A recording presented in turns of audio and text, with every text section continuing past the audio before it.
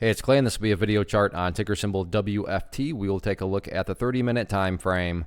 Real quick, what do I mean by 30-minute in case maybe you're new to charts? Instead of each one of these candlesticks here representing 1 day's worth of price action, which is what you would normally see, each one represents 30 minutes. So while this here may look like several days worth of time, it's actually today's price action broken down into 30-minute time slices. I like to do this time frame that does a good job of telling the quote-unquote story of the price, and then makes mapping out where levels of support and resistance a bit easier to see. I don't mean to state the obvious, but I will anyways. Very nice movement today, not only from a price action perspective, but you look down here at the volume, and definitely well above average volume on the day. So a lot of eyeballs on this one.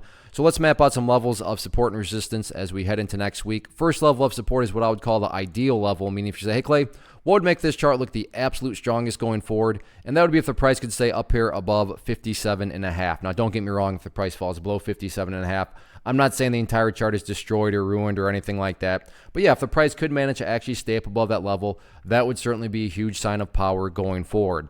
Taking a step back and looking at things from more so a big picture point of view, that is where the purple line here comes into play, the famous 50-period simple moving average. Keyword being moving. As time goes by, this line here is going to move itself higher and higher. So a very basic yet highly effective way to judge the health of the move.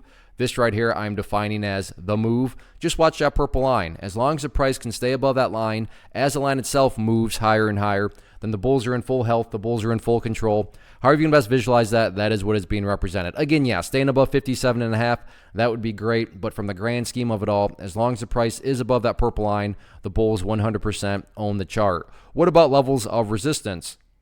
As far as where the sellers are currently hanging out, made themselves pretty apparent right up here at the 60-cent mark. Yeah, one time the price did temporarily get above there, but that didn't last very long. And then just a whole bunch of other data points right around 60 cents. So the main price congestion point, without doubt, is up at 60. So that'll be public enemy number one going forward into next week. All in all, though, anyway, look at it. Very nice movement today. Great way to close out the week. Not just a question of can the price build upon this momentum next week? We will see.